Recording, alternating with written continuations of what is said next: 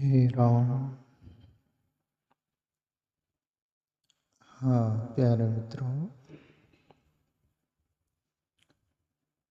इस दुनिया में यानी जगत में दो तरह से दुनिया जीती है। एक आस्तिकता से, एक नास्तिकता से।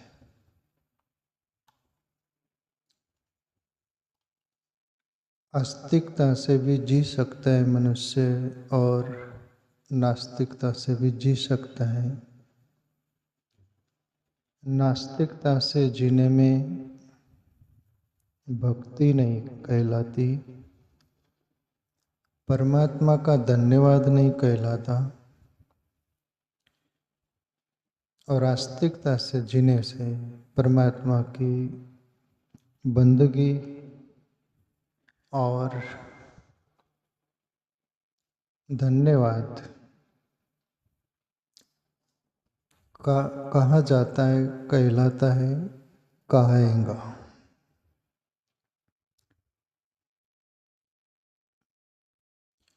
जैसे नास्तिकता से जीने वाला व्यक्ति अपने प्रारब्ध कर्म को, दुनिया को, परमात्मा को उल्लाना देता है और बोलता है कि मेरे प्रारब्ध कर्म ठीक नहीं, इसलिए मैं यहाँ पर दुख भोग रहा हूँ। कोई भी प्रकार से उल्लाना देता है। दूसरी बात बोलता है कि ये दुनिया मुझे सपोर्ट नहीं करती, मुझे साथ नहीं देती, मेरे से विपरीत रहती, दुनिया को दोष देता है। तीसरा, कोई नहीं बचा तो फिर परमात्मा को दोष देती है, आखिरी परमात्मा को। परमात्मा ये भी बात सीधी सादी हो जाती है कि वो सामने दिखते नहीं, वो तो कहीं और ऊपर मानते ना, ऊपर वाला जाने। कहीं ब्रह्मांड में, आकाश में रहता हो, एक इस अंदाज में जीने वाला व्यक्ति, और दूसरा आस्तिकता से। जैसे भक्त होते हैं गुरु नानक देव जैसे, जो तुद भावे सही बलि कर, सही सलामती निरहंकार। प्रभु आपकी मति गति सही है और आप जो भी चाहते हो वो सही होता है, और आपकी जो सोच है उत्कृष्ट है, उत्तम है, और जो आप चाहोगे उसमें भलाई होगी। हम जो चाहेंगे हमारी छोटी मति गति के अनुसार, हमारी सूझबूझ भी कितनी। इसलिए जो तुद भावे साईं बलि कर, ऐसा आस्तिकता से जीने वाला व्यक्ति परमात्मा को भी कभी दोष नहीं देता, उल्लाना नहीं देता, धन्यवाद मानता है। प्रभु जो भी कुछ मेरे नसीब से, प्रारब्ध से, कर्म, कोई प्रारब्ध बोलते हैं, नसीब बोलते हैं, जो भी कुछ मिला है मेरी पात्रता के अनुसार, मेरे कर्म प्रारब्ध के अनुसार, धन्यवाद है प्रभु। आप उससे भी ज़्यादा करुणावश और ज़्यादा मुझे दिया, दे रहे हो, देते रहोगे। धन्यवाद है प्रभु आपको। आप जो भी करोगे सही करोगे मेरे जीवन के लिए। ये भक्त की परिभाषा हो जाएंगी और भक्ति की परिभाषा हो जाएंगी। ये परमात्मा को धन्यवाद से भरा हुआ जीवन हो जाएगा। एक इस स्थल पर जीवात्मा जीता है, दूसरे स्थल पर नास्तिकता से मैं पहले बोला। आस्तिकता से जीवोगे तो प्रभु की भक्ति बंदगी हो जाएंगी प्यारे मित्रों। नास्तिकता से जीवोगे तो जीवन ग्लानि से भर जाएगा, एक नरक जैसा जीवन हो जाएगा, अशांति से भरा हुआ जीवन हो जाएगा, और उसका वैल्यू कोई नहीं। वो खुद ब खुद उसके नसीब से प्रारब्ध से यदि सुख भी मिल रहा है उसको, दुख भी मिल रहा है उसको, तो वो ये बोलेगा, बोलना भी है तो, और वो बोले बिगड़ भी नहीं रहता। परमात्मा को कभी धन्यवाद नहीं देता नास्तिक व्यक्ति। वो बोलते हैं कि ये तो मेरे भाग्य प्रारब्ध से मिला है, मैं पुरुषार्थ कर्म कर रहा हूँ, वो क्या देगा। श्रेय खुद को देगा नास्तिक व्यक्ति, परमात्मा को श्रेय नहीं देगा, धन्यवाद नहीं देगा। और भक्ति कहाँ दे कर सकता है फिर वो, भक्ति कहाँ अंदर पनप सकती है। जो धन्यवाद ही देने को राजी नहीं, वो हृदय का भाव से भरा धन्यवाद कैसे दे सकता है। ऐसी कुछ बातें समझने के लिए स्वामी राम सुखदास कि मैं एक दृष्टांत भरी कहानी प्यारी इस संदर्भ में हमको काम आ सकती है समझने के लिए। हम वो एक छोटी सी कहानी लेंगे जो भक्त और अभक्त और नास्तिक और आस्तिक में क्या फर्क होता है ये समझने के लिए हमें सपोर्ट करेंगी ये कहानी। स्वामी राम सुखदास बहुत प्यारे मित्रों, अच्छे संत में बार बार जिक्र करता हूँ। समाज के लिए गीता प्रेस में बहुत उनका योगदान रहा, बहुत किताबें शास्त्र है उनका। तो चलो, एक राजा था, उसका मंत्री ईश्वर का भक्त था। हर कोई बात के लिए परमात्मा को धन्यवाद ही देता। प्रभु आपकी कृपा से जो भी कुछ हो रहा है वो सब ठीक ही हो रहा है, इस अंदाज में जीता था मंत्री राजा के पास रहने वाला। राजा नास्तिक था, पर कभी कभी आस्तिक की संग हम नास्तिक लोग भी करने लगे ना तो देर आबेर असर गिरता है और कुछ न कुछ हमारी भी झोली में फूल आ जाते। राजा तो नास्तिक था और ये मंत्री धन्यवाद ही देता परमात्मा को। और एक दिन हुआ ऐसा, राजा का बेटा मर गया, लड़का। मंत्री वहां था ही। मंत्री बोला प्रभु की कृपा, अच्छा हुआ, जो हुआ वो अच्छा हुआ। परमात्मा की कृपा, जो हुआ अच्छा हुआ, ऐसा बोला तो राजा का दिमाग तो फिर गया। पर मौत हो गई बेटे की तो क्या बोले, अब कोई भी बोल सकते हैं। मंत्री बोल रहा है फिर भी राजा सहम गया, बोला नहीं। देर आबेर और भी कुछ दिनों बाद राजा की पत्नी मर गई, रानी। मंत्री की वही टोन, प्रभु आप जो भी करते हो अच्छे ही करते हो, अच्छा किया आपने प्रभु, धन्यवाद। राजा का तो सिर घूम गया कि ये क्या हो रहा है। पर वहाँ परिस्थिति ऐसी है, वहाँ लड़ाई झगड़ा करे कि सामने वो जो है मरण उसको देखे। राजा कुछ नहीं बोला। देर आबेर ऐसा हुआ, समय बीतता गया तो तलवार किसी ने लाए थे राजा के पास। वो तलवार की धार बहुत तेज थी और उंगली लगा के राजा देख रहा था तो उंगली कट गई। मंत्री वहीं था, हे प्रभु आपकी कृपा, जो भी हुआ अच्छा हुआ। मंत्री बोला तो फिर राजा का अब तीसरी बार हुआ, रहा नहीं गया। और मंत्री बोलता है, ये राजा बोलता है मंत्री से कि मंत्री आप हद कर दिया आपने, मेरे राजमहल से जाओ तो वो तो है ही, पर मेरे राजकोष से मेरा जितना राज्य है ना उसके बॉर्डर पार कर जाओ। मेरे राज्य में अन्न जल नहीं खाना, दूर दरार चले जाओ। मंत्री बोला प्रभु ये भी जो किया वो अच्छा ही किया, धन्यवाद।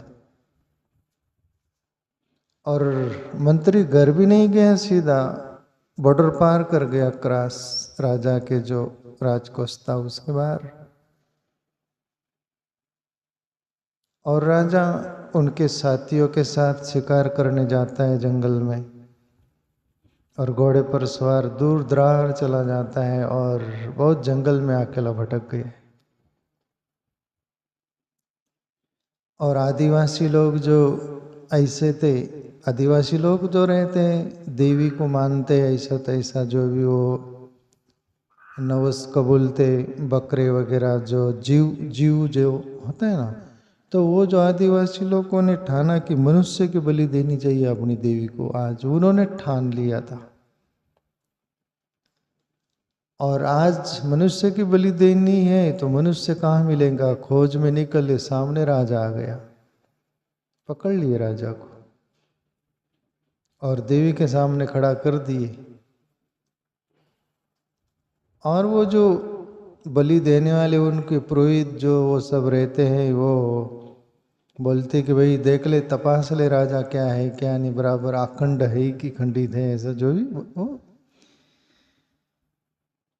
वो जो बलि देने वाले लोग जो थे उनके पुरोहित, वो बोले कि आपका बेटा वगैरह है, बोले बेटा मेरा मर गया। बोले अरे ये तो दिल जला हुआ आदमी है, बोले ये अपूर्ण है, बोले कहीं ना कहीं दिल का आधा है। बोले आपकी पत्नी है रानी, और रानी नहीं बोले होंगे, आपकी पत्नी है। बोले मेरी पत्नी मर गई। अरे ये तो आधे आंग का है, बोले इसका आधा आंग चला गया, बोले ये तो बलि के लायक नहीं। बोले अर्धांगिनी बोलते ना पति, ये पत्नी को, तो वो बोले ये भी नेम के हिसाब में नहीं बैठती बलि। बोले पर ये झूठ तो नहीं बोल रहा इससे, वो उनके जो आदिवासियों के पुरोहित बोलते हैं झूठ तो नहीं बोल रहा जान बचाने के लिए। बोले और जांच कर लो इसका आंग प्रत्यांग सही है, कहीं खंडित तो नहीं। तो उंगली कटी हुई दिखी, उंगली कटी हुई दिखी तो पुरोहितों ने बोला ये बिल्कुल बलि चलेंगी नहीं, देवी को अखंड बलि चाहिए, ये कटा हुआ इसका अंग है, बोले इसको निकाल दो यहाँ से।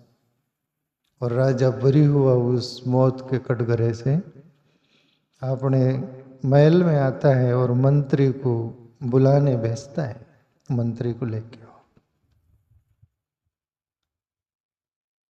मंत्री के पास गए, खोजे, और जो हाथ के पार निकल गया था वहां मिला बामुश्किल, और राजा अभी बुला रहे आपको। मंत्री बोलता ईश्वर की कृपा जो हुआ अच्छा हुआ।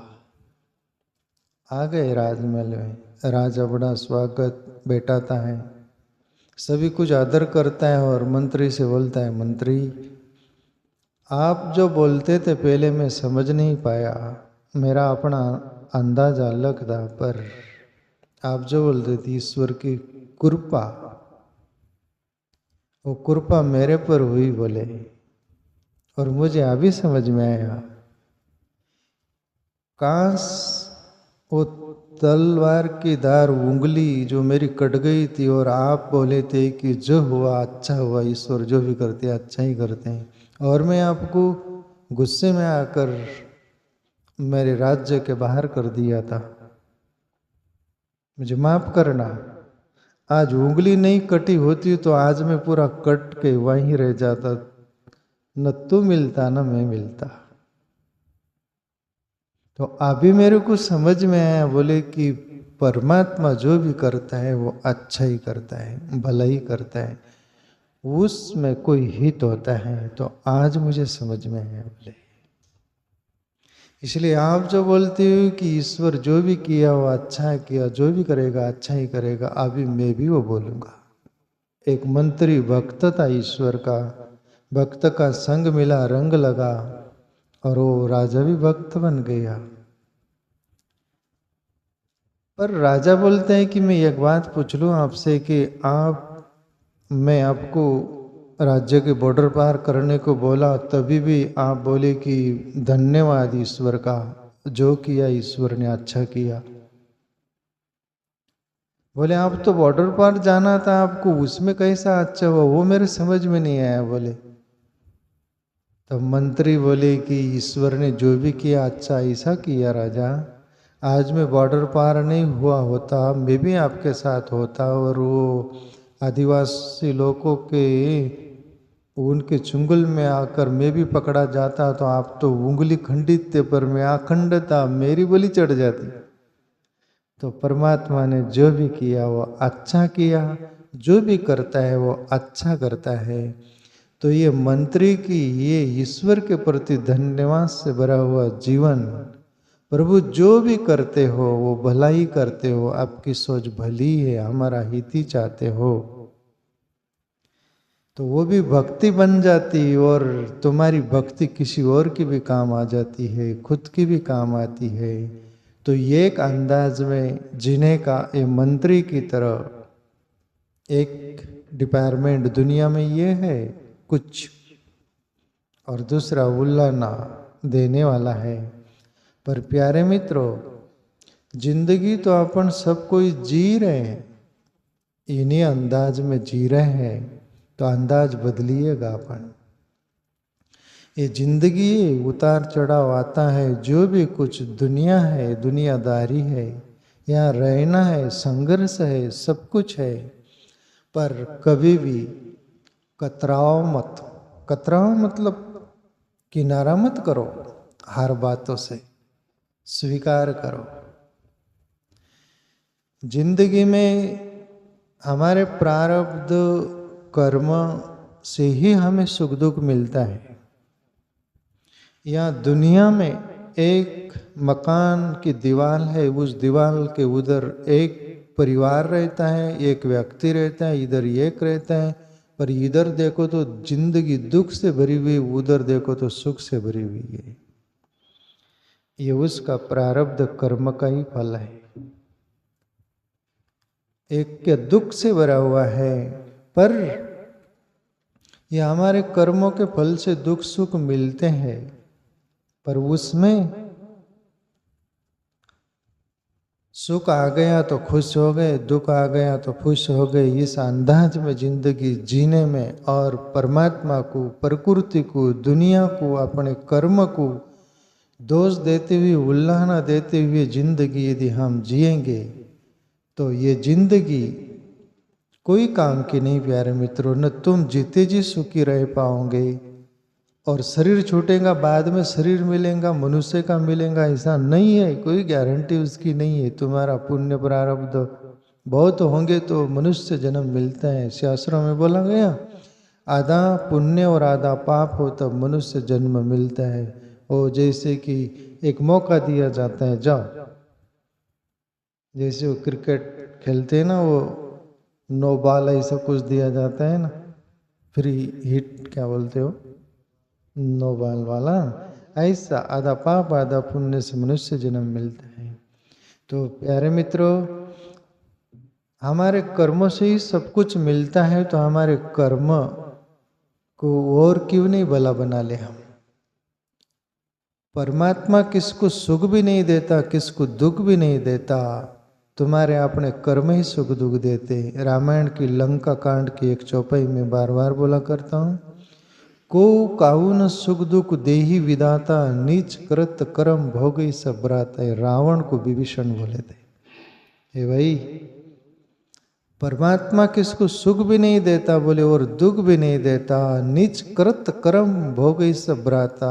जो अपने कर्म है ना उसके अनुसार तुम्हें सब कुछ मिलता है, मिलेगा। तो प्यारे, जिंदगी में सुख को भी और दुख को भी भक्ति बना लेना, ईश्वर को धन्यवाद देते हुए ही जीना, तो जिंदगी भक्ति बन जाएगी।